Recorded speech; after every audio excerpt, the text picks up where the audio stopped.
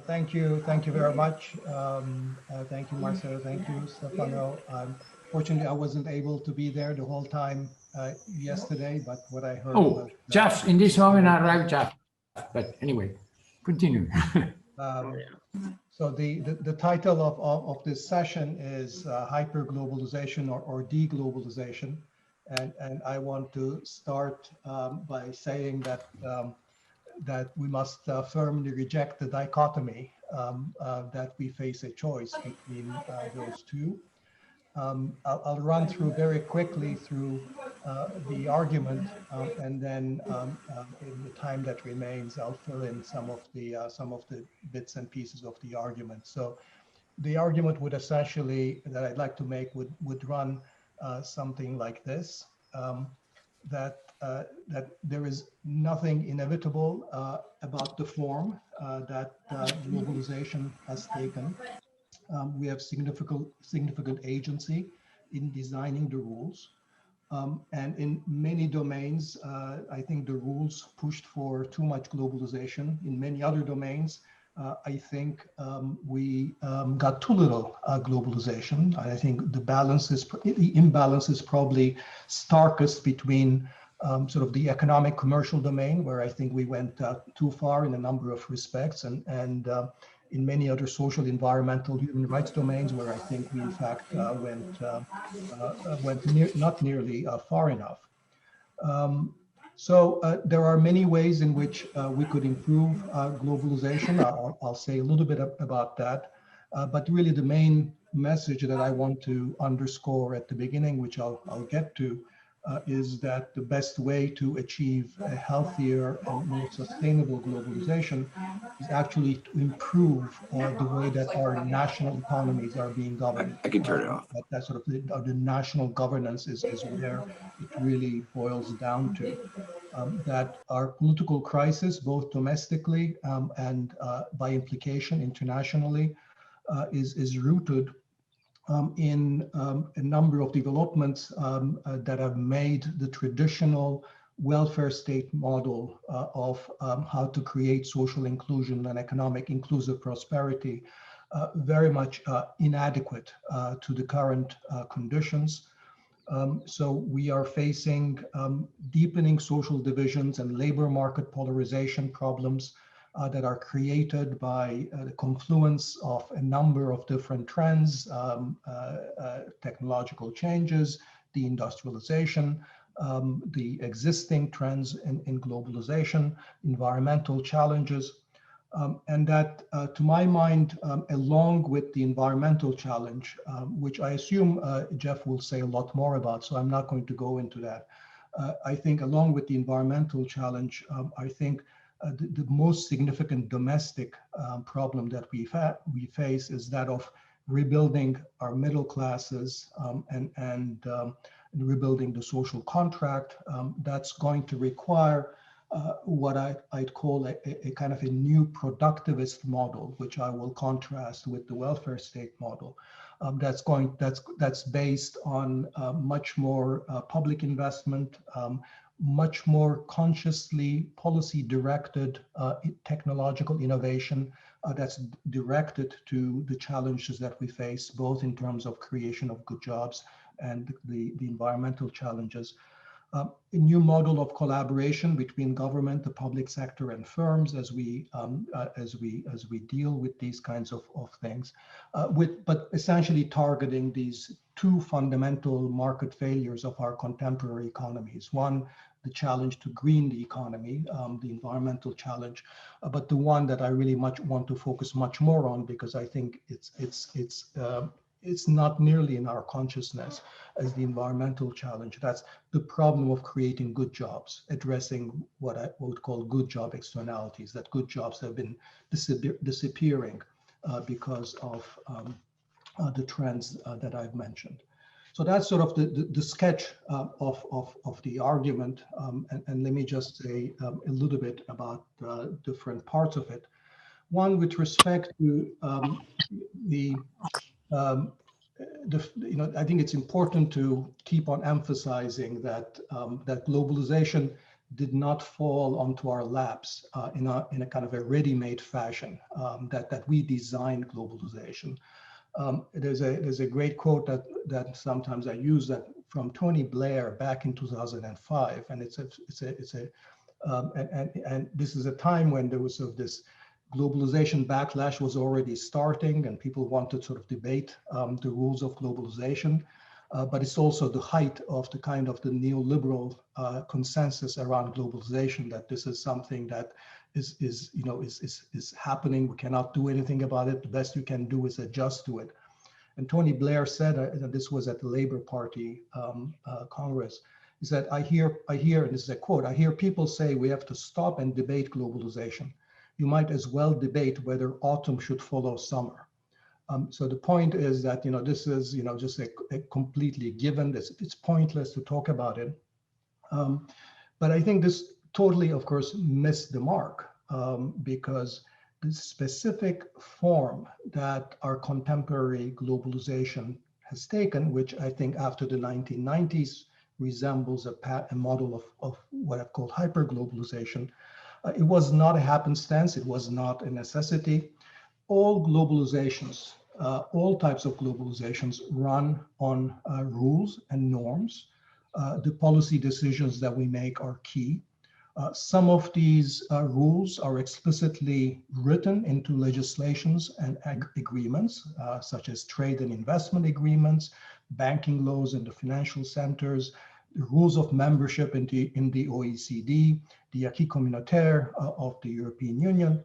Others may not be explicitly written down, but they are internalized through norms of good behavior. In other words, good governments behave in this way. So for example, the rules of openness to capital flows, of free flow of capital, are for the most part sort of not explicitly written into requirements of international agreements, unless you're a member of the EU or the OECD, but really are sort of norms of good behavior that are internalized by governments, that this is what good policy consists of. So the question, therefore, is when we think about globalization or a system of globalization as a set of rules necessarily, that then the questions becomes, what kind of rules do we write? Who writes those rules? And whose preferences are privileged? I think the fact that we got too much globalization in some places, but too little in others, I think largely reflects the unbalanced nature of the interests and the priorities that we pushed. I think the rules went too far in privileging corporations over other interests when we pushed for an expansive network of investor-state dispute settlement arrangements, or when we pushed for liberalization of financial services, for capital account liberalization, for increasingly stringent intellectual property rules in trade agreements, where we enabled corporate tax arbitrage, pushing corporate taxes down globally, privileging corporate mobility and mobility of capital. We privilege similarly market access and freer trade over other things like domestic regulatory autonomy, freedom to conduct industrial policies, the freedom to maintain high social and labor standards at home against labor market arbitrage, or some might call social dumping. So in a lot of areas, such as those, I think we went too far in trying to pushing the boundaries of economic globalization. In many areas, we did not go far enough. Where I think the rules did not go far enough were in addressing true global public goods. And I think it's important to appreciate that an open global economy is actually not a global public good in the same sense that the global climate or global public health are global public goods. I think that we fell far short in establishing a regime of control of carbon emissions, and then pushing for technological change in that direction, fighting global pandemics, a reality that has proved to be very costly in our current conditions, or for that matter, establishing a real serious global human rights regime, insofar as human rights are a global public good. We share a common humanity. All of that is really to suggest that we might have had very different globalizations. We could have had alternative globalizations. So to fix ideas, imagine a world, in fact, rather than thinking about the OECD, the IMF, or the WTO as sort of the cornerstones of the international economy, international governance. Instead, we focused on an international globalization that had empowered WHO, that had empowered international environmental agreements, that had empowered the ILO, UNESCO, UNICEF, with a sort of range of social and labor rights, or for that matter, in fact, had prioritized the interests of the poorer countries by empowering UNCTAD over the WTO and the IMF. So I think in terms of globalization per se, I think the fundamental challenge that we face is what I call is to redress what I think has been the key error that we've made with hyperglobalization. That is to start thinking about the global economy as the end rather than the means. So what we need to do is reverse those priorities, start to think about the global economy as a means rather than at the end. And interestingly, this would actually be a return to the original conception that drove the design of international economic arrangements after the Second World War. Because when we look at, for example, the General Agreement on Tariffs and Trade, the preamble back in 1947, very explicitly mentions that the objectives are things like raising standards of living, ensuring full employment, steadily growing volume of real income and effective demand, the full use of resources of the world, and sort of exchange of goods comes sort of like as an afterthought at the very end. Compare that with the similar passages in recent agreements like the TPP or CETA, and you can see the reversion, the inversion of priorities very clearly, where in these recent agreements, the priority is on promoting economic integration, liberalize trade and investment, expand and secure market access, reduce barriers to trade and investment. So those are really the ones that are up front. Okay. If we are going to make national economic and social health our priority, then the question then becomes sort of what does that mean in terms of our domestic configuration of policies? And here I think this conversation on globalization connects with the conversation from yesterday about the nature of the market-state relationship, the nature of domestic economic governance. Here, I want to return to the point that I raised at the very beginning. The fundamental problem of our economies today is that these economies are reeling under a structural problem that exhibits itself in both a labor market divide, labor market polarization, and a spatial divide between parts of the countries that are doing well, large metropolitan centers versus lagging, rural or smaller towns.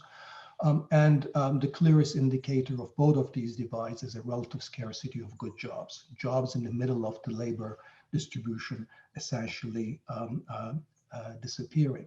Now, our welfare state arrangements are not very well targeted at this problem that is becoming secularly more insignificant, because welfare state arrangements essentially assume that if we invest in education, that there will be enough good jobs available for the workforce, and then we take care of those who might fall through the cracks or who might be hit with idiosyncratic shocks through these social insurance arrangements of unemployment compensation, old age insurance, benefits to poor children and families, and so forth. But when the scarcity of good jobs is a secular trend that's created by a technological and other economic trends that we have not sufficiently addressed, then it's going to be, we need to complement tax and transfer policies or investments in human capital with a much more productivist approach of the government that is directly collaborating with employers, innovators, producers to redirect technological change in a direction of innovation that's much more labor friendly, much more employment friendly, in the same way we think about redirecting technological change towards green technologies. We need a parallel effort with respect to employment friendly technologies. We need productivist policies that work with small, medium, large scale enterprises to get them to increase the supply of good jobs in return for the public's inputs and public services that public institutions provide in terms of education, skills, infrastructure, legal frameworks, and so forth. That's going to require a much more collaborative kind of process. What in the old days used to be called industrial policy, except that this is much less top-down and certainly does not focus only on manufacturing industries. So ultimately, and I'm just going to end here, I think the best way to create a good globalization is actually to ensure that the constituent units, the nation states, are actually healthy. And that's the big, I think, lesson from sort of the 3 or 4 decades after the end of the Second World War, where we had significant expansion of global trade and long-term investment. That was because domestic social contracts could be maintained and sustained, and full employment sustained in more equitable and inclusive kind of way. When domestic societies began to tear apart, globalization suffered as well. So we don't fix the problems by fixing globalization, I think, at least in the economic and social spheres. I think we do it by fixing national governance, and that's why I think the discussion yesterday was also so very important. So let me stop here so I can set a good example for those that will follow.